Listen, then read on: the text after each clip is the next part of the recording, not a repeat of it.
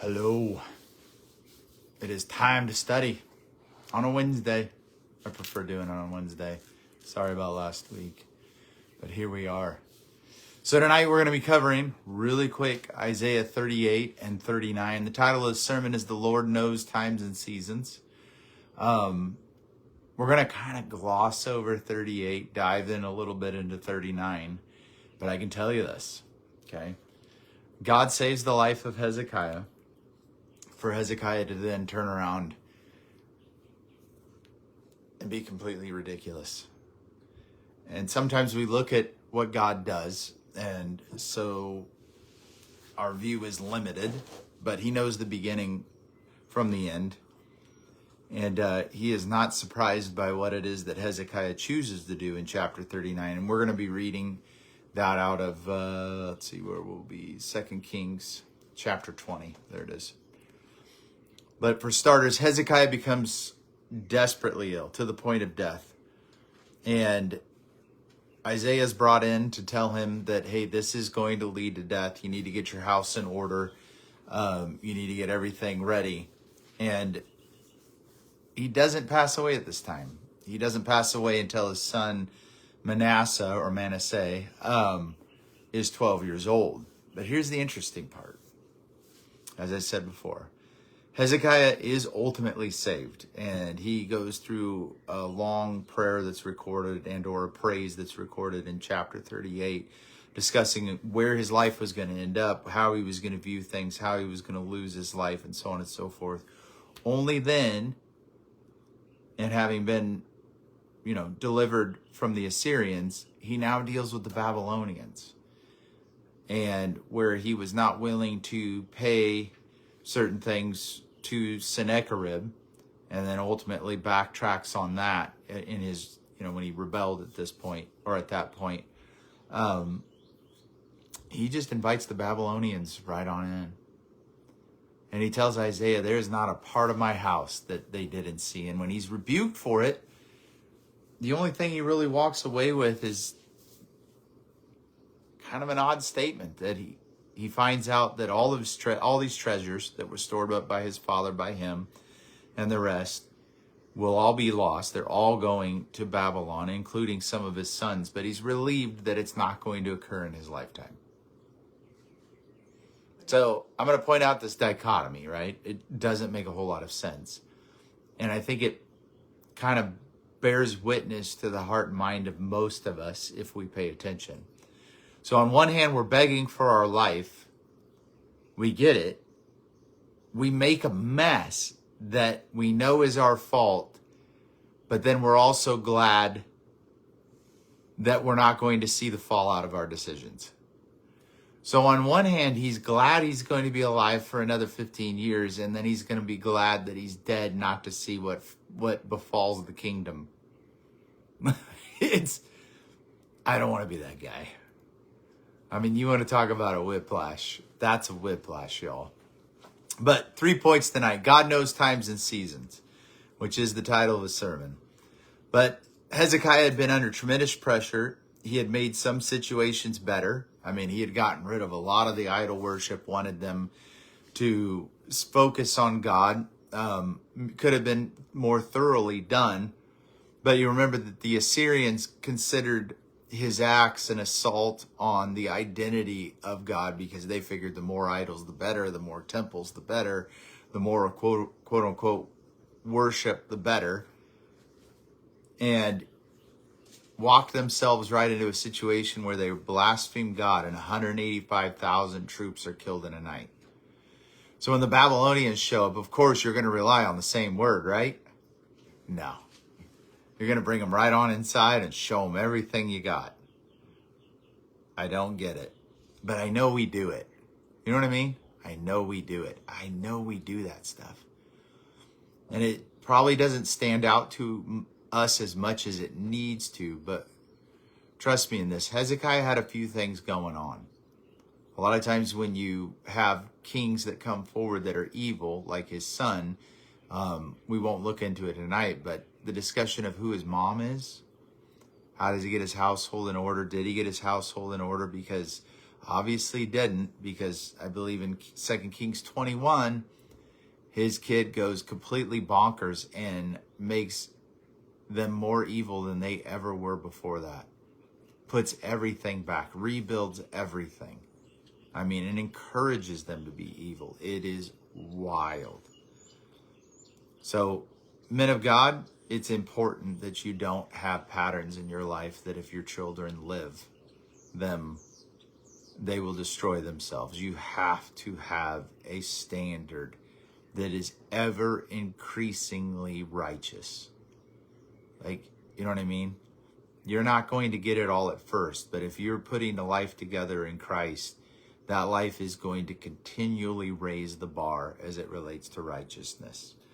I don't know that Hezekiah did that. It doesn't sound like Hezekiah did that. Point 2 is foolish men refuse wisdom because it is a burden only the wise can carry. And the difference between the two is just a discussion of will. It's just a discussion of where we are rooted and what we actually want. And if we don't live a lifestyle of repentance, then it means we're not going to turn away from certain things. We're not going to embrace certain things. We're probably going to seek the status quo, and the status quo has never done anybody any good. A life lived for the sake of Christ means that you are going to persevere circumstances, endure situations, trials, tribulations, trauma. And each time you face them, if it is with the same attitude or result as you did the last one, and those are negative, then you're failing. You're failing. When we grieve as mature Christians, we are not to be grieving like the heathens do. When we suffer, we are not to be suffering like heathens. When we deal with loss, we're not to be dealing like they were. Or like the heathens would. When you look at the life of Job, he cries out and God just challenges him directly. Brace yourself. Brace yourself. You don't have all the answers, do you, kid? And so my will is my will and my intent is righteous, and God lays it all out before him. And Job concedes. And Job was innocent in this. If you look at the accusations of his friends when they come against him, and they're not so good friends, they're talking about secret sins and issues and things that have to be present, and God lays it out for them that none of that was true. That there are times that the rain falls on the just and the unjust. There are situations in this life, because we deal with free will, that others make decisions or circumstances come upon us. And the only control we have is over ourselves. And that's key. That's key.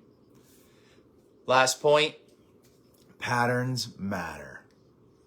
I know there are times that you probably get tired of me saying that, but patterns are patterns. And you don't have to help the foolish destroy themselves. They will do it. They will do it. Those that are, as Jude talks about, doubting, those who are dabbling in the flames that can be rescued, rescue them.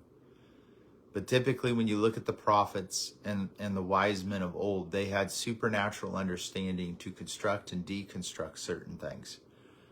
And they were confrontational. And they were confrontational for a reason. It's because we needed them, and we still need them. Now, there will be those that, the cessationalists of our time will look at the prophets and say, well, we don't need prophets because we have the word. If that was the case, it probably wouldn't talk about them in the New Testament, because there were prophets. When you look at the book of Revelation, what is that other than a prophetic vision? When Peter is seeing visions and dreams, those are prophetic. And what were they dealing with is the encouragement of the heart to endure, right? And the foretelling of certain things that were coming so that the church could stand and respond. If you think about the first sections of Revelation, these prophetic visions that are given to the church, within them are encouragements and confrontations. And you're saying, well, they didn't have the Bible. They had letters. They had the Old Testament. They had all of it. They had plenty from which to draw. We have far more. But we're not doing what the early church did. The early church was not seeker friendly. They were friendly. Unless you're talking about the Church of Corinth, which they got rebuked for not being so friendly. I was just writing back and forth with somebody over that today, that the rich were showing up when they were supposed to have communion. What was communion? Right? Part of it was the breaking of the bread, but they were getting together to eat. And the rich were showing up and eating and drinking everything before the common man was able to get off work. Paul says, eat at home, you losers. Eat at home. That's why some of you are sick and some of you have died, is because of your elitism, your preference for yourself over those that don't have what you have. So even in your comfort, even in your wealth, you still are a glutton? Are you serious? Man. So let's dive in. We're going to read the first part of chapter 38 of Isaiah. In those days, Hezekiah became mortally ill.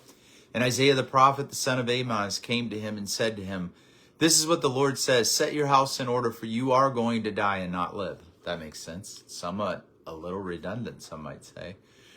Then Hezekiah turned his face to the wall and prayed to the Lord. Now, this was, if you look at the Hebrew, was weeping upon weeping. It was no small prayer. And said, Lord, please just remember how I walked before you wholeheartedly and in truth, and I have done what is good in your sight. And Hezekiah wept profusely.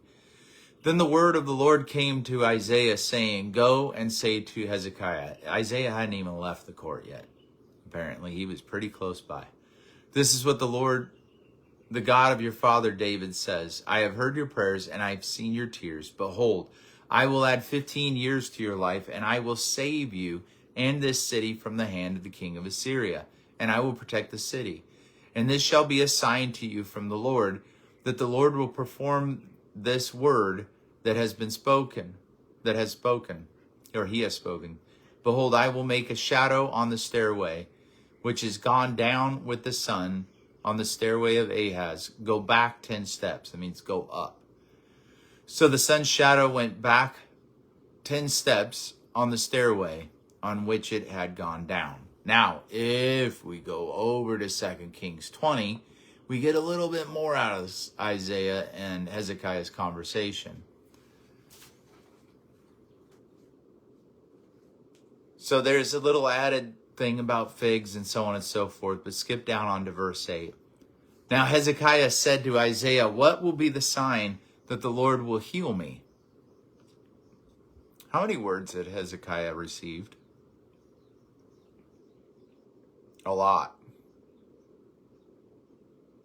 And that I will go up to the house of the Lord on the third day. Isaiah said, this shall be the sign to you from the Lord. The Lord will perform the word that he has spoken. Shall the shadow go forward 10 steps or go back 10 steps?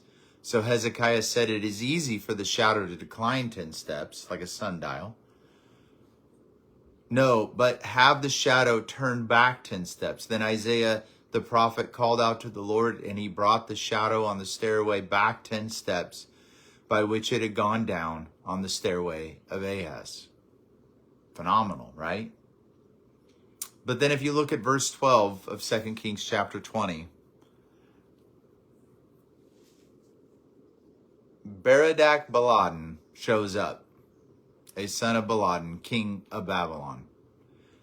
Sent letters and gifts to Hezekiah because he had heard that Hezekiah had been sick. And Hezekiah listened to them and showed them all the treasures of his house, the silver, the gold, the balsam oil, the scented oil, the house of his armor, and everything that was found in his treasuries.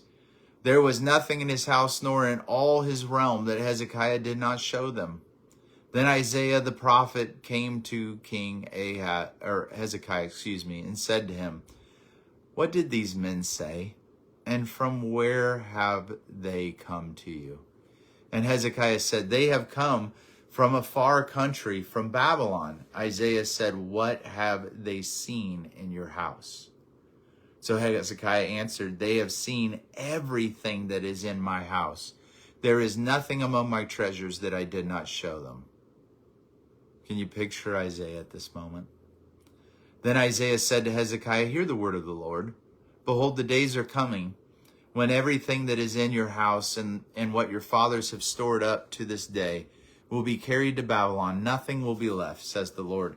And some of your sons will come from you, whom you will father, will be taken away, and they will become officials in the palace of the king of Babylon. Then Hezekiah said to Isaiah, the word of the Lord, which you have spoken is good. For he thought, is it not good if there will be peace and security in my day?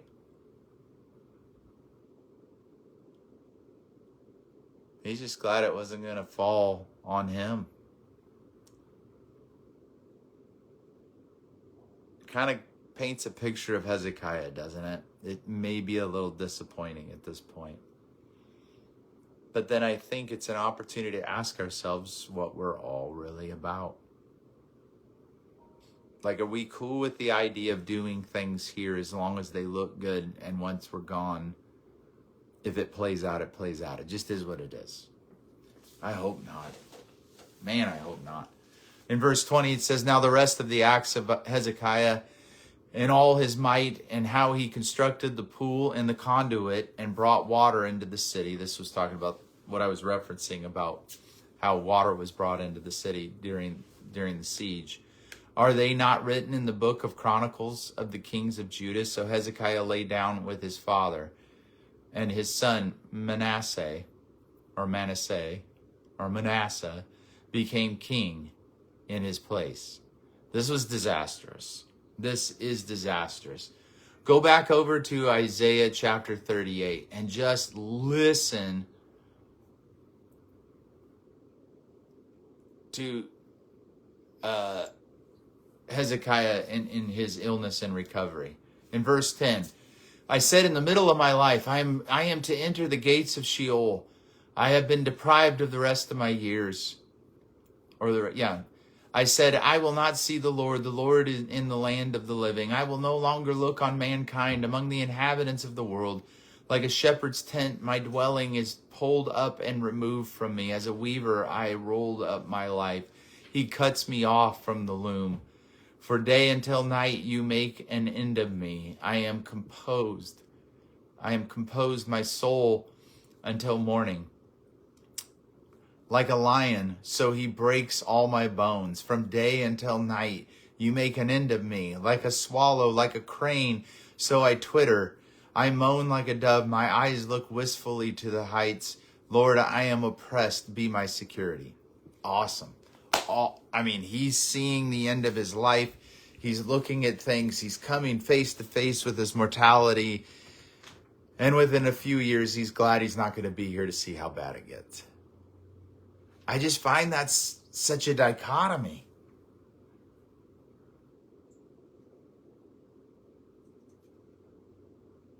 So they bring in figs and put him on his boils and so on and so forth, and he recovers. So let's look at this tonight. Point 1 again, God knows times and seasons. Hezekiah was under tremendous pressure and in dealing with the business of life, if you will, in the busyness of life, we can forget our purpose and calling. Hezekiah seemed to vacillate, if you will, between understanding and misunderstanding and being a little bit reckless at this point. The idea that you just survived the Assyrians and the Babylonians send you gifts because they heard you were sick, and that immediately means they're friends. Brings you back to this idea of just because they haven't done it to me must mean they're good guys. They're good people because they haven't attacked me, but I've watched them attack and destroy everybody else. But it was the Babylonians who overthrew the Assyrians at a point. So they had to be great, right? They wouldn't be focused on conquest. They wouldn't see the things I have and begin to count them already, would they? Of course they would. They're godless. You can't make alliances with the godless and think it plays out. It won't. Ever. And whatever benefit you receive will be so limited, and the consequences will be so great, you will wish that you never got any benefit, that you wish you were never any part of it. Ever. And trust me, if you're helping angry people, they will beat you to death. And I promise, whatever it is that was of benefit out of that situation will begin to disappear. and you'll regret it. So Hezekiah had been faithful to a degree, which becomes the basis for his petition to God for recovery. He calls upon, not really a penitent prayer, but he's like, hey, these are the things I did. I've been faithful. I've done this. I've done that. How come now you're taking my life? And God responds and says, hey, I'm going to give you 15 years. And having seen 185,000, or maybe, depending on the chronology of all these things, when they actually, because not everything is chronological as you read the Bible. There are times that you've got to chase years and dates. But he's seen enough of the Lord's handiwork to know that God means what he says. And then Isaiah's never lied to him, ever. But then what does he do? He asks for a sign. And Isaiah's like, do you want the shadow to go down or up? And then so on and so forth. And then we find Isaiah having come from this moment of seeing Hezekiah's life spared to now coming in and saying, what'd you just do? I mean, the prophet comes in and rebukes the king. In essence, he's, please tell me you weren't stupid enough to show them everything. And Hezekiah says, yeah, I was. But I'm just glad that nothing bad's going to happen while I'm alive. Didn't I just?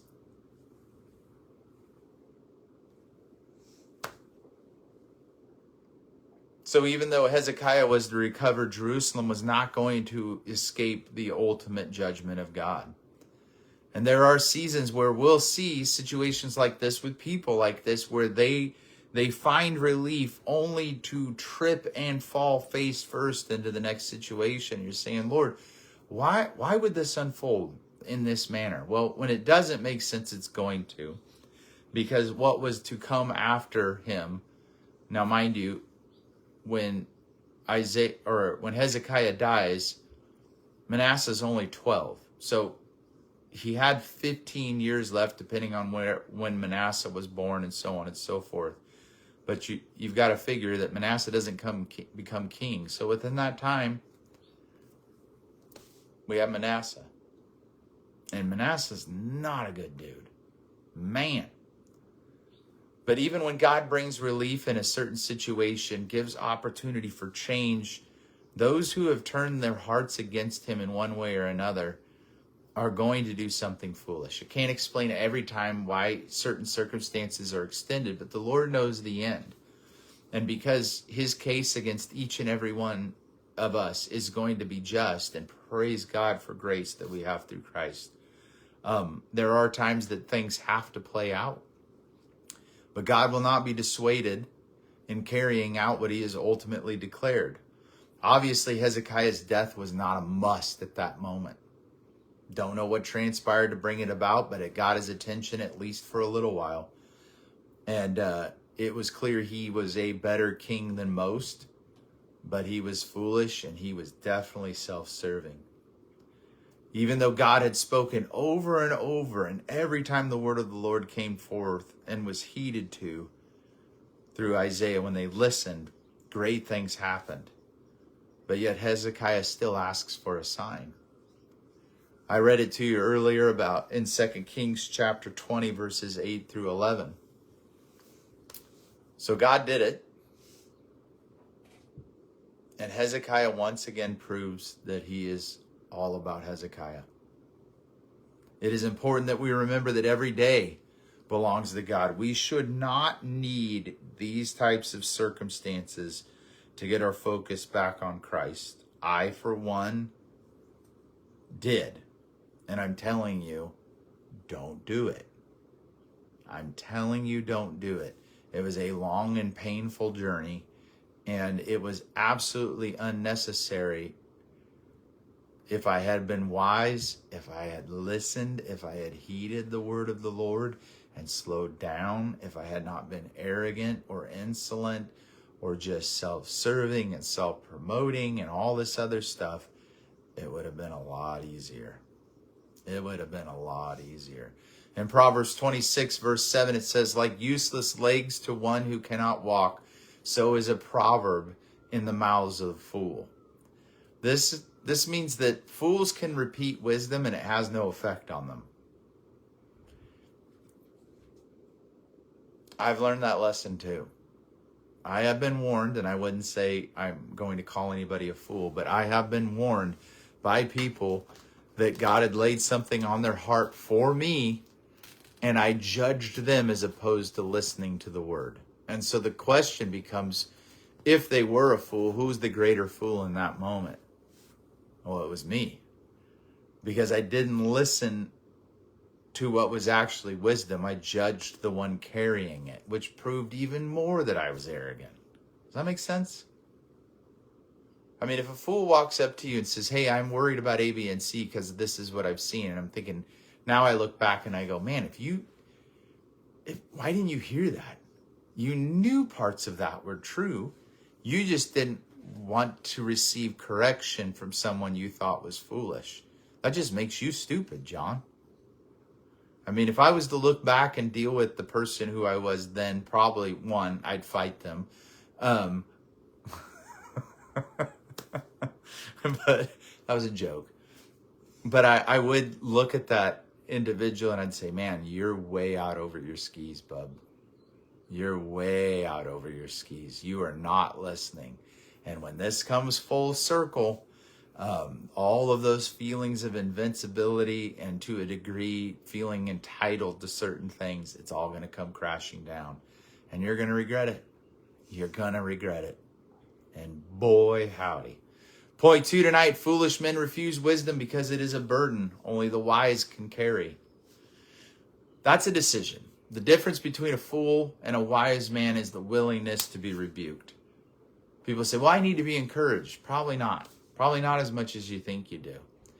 I know this in my own life. I had plenty of people encourage me, but I'd get mad when somebody would rebuke me. And if I had learned to listen to the rebuke and not run from the challenge, I would have been light years ahead. There's something about people that are willing to rebuke you and go, oh, well, they've got such a religious spirit. They don't. It's no skin off some of their noses. Some people spoke with legitimate concern. And because I judged everyone equally in that time as it relates to, I'm pretty sure I'm better than you, then I didn't have to listen to anybody. So my defense was fantasy, right? My defense was complete fantasy. And it was rooted in an idealistic view of who I was as an individual, which is really, I mean, you may look at me today and go, well, he seems this or he seems that. Listen, there were things I dealt with during that season of injury that, yes, I do understand. I actually do. And I'm telling you that the only way out is to develop a strength in the Lord that leads to mental toughness. It has to. So, do I know what it is to be afraid of being addicted to something? Yes. Yes. High-powered pain meds. Absolutely. I know exactly what that feels like. And it points the feeling that it gives you. Yes. Did I choose against it? Absolutely. Was it always the easiest thing? No. But as soon as I could get rid of all of that stuff, I did. Do I know what it's like to be depressed to the point that you don't answer the phone when your friends call? Yes, I do. How I know? Because I did. Because all of a sudden my perception of self was obliterated. It was gone. In fact, I just didn't even know who I was at a point, because so much had been wrapped up in the flesh as far as strength and ability and speed and so on and so forth. All that had been taken away. And once that mask was removed, I realized that it was covering a nobody. That's kind of how I deal with life now. I mean, my goal is not to be somebody to everybody. My goal is to be what God has called me to be. And being someone to everybody really does just make you more of a narcissist than anything. Now, I'm not speaking against what Paul said, being all things to all people. That was rooted in his identity to Christ and being willing to do whatever it took to minister to people. That's a different concept altogether, okay? But if you're a person, like I have difficulty dealing with people who are like, oh, I've never heard them say a bad word about anybody. Okay, there are people out there that something needs to be said. There's a warning that needs to be given. That's an absence of a fatherly mentality. Okay, there are warnings that have to be given about conduct that is seen and understood. Like if a person's bearing bad fruit and you don't speak up, and people are being taken captive by their smooth speech or any number of things, That's something in you, okay? Paul didn't do that. Paul said what he needed to say. Jesus said what he needed to say. John said what he needed to say. Peter said what he needed to say. Jude said what he needed to say. Okay? There's plenty of saids what needed to say within the New Testament. All over the place. All over the place. So Isaiah here is called into action again. 2 Kings 20, 12 through 21. Why is that the case? Well, because he has to confront Hezekiah over a seriously foolish decision. And I will warn you of this. When you brag to certain people, when you share everything going on inside of you, there's a fear sometimes when we deal with people that we're going to be rejected. And so we just blot everything out, everything out. And if they reject us, then it's just them judging us poorly. There are other people that are not, listen closely, there are other people that are not going to reject you. I want you to hear me on this. They're going to recognize your vulnerabilities, and they're going to use you. When did the Babylonians come? When did they come? When Isaiah was well, or Hezekiah, when he had recovered, right? So they come bearing gifts because he got well. What was their ultimate plan? Was it to leave them alone? No. It was to take stock of what was available, and they knew they could take it. And that's the point Isaiah makes. Hey, you've showed them absolutely everything that they're going to take, even to the point of your own sons. You have to guard your heart, y'all. And if you're so starved, and I get it, being lonely, I get it. But if that opens the door to being abused, there's very little hope to develop anything meaningful. If you will sit in the presence of God, even when your heart aches, even when things are difficult, when you've recovered from something, or in the process, there will be people that come along that empathize, which is not a word I'm really happy with, but sympathize. And their goal is to find the vulnerabilities. That's it. You have to be wise. And so God then, because Isaiah bragged to a skilled, or Hezekiah, I apologize. Hezekiah brags to a skilled opponent and basically shows a thief the contents of his home. That God declares it insanity. I mean, he's just like, what have you done? And so in this, the consequences are obviously what follows, which is Babylon's going to arrive on the scene and take absolutely everything. And Hezekiah is relieved that this is not going to occur during his days. And I think that is an important dichotomy. That let's think about it this way. We can be glad that God rescued us from a situation, only then to turn around and make a larger mess.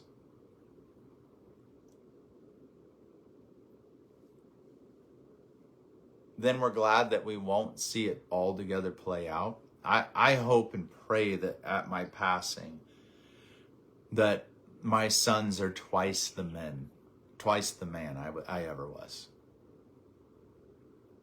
I don't want to see them go through a season like I went through. I want them to have faith in God and not rely on their own understanding, but in all their ways follow him, and he will make their paths straight. I don't want my children to look and have to come up with things to say about me.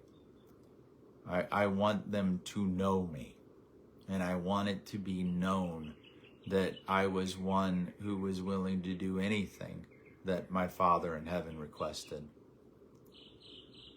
As I mentioned before, Hezekiah was definitely a better leader than most, and definitely a better leader than his son.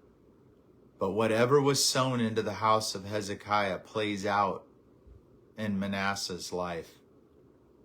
And his son lives just in complete rebellion. If you look at 2 Kings 21, 1 through 9. Before we go over there, I'll read Proverbs 3:9-12 for you. Honor the Lord from your wealth and from the first of all your produce. Then your barns will be filled with plenty, and your vats will overflow with new wine. My son, do not reject the discipline of the Lord or loathe his rebuke. For whom the Lord loves, he disciplines, just as a father disciplines the son in whom he delights. All right. Point 3 is patterns matter. But let's look at 2 Kings 21, 1-9.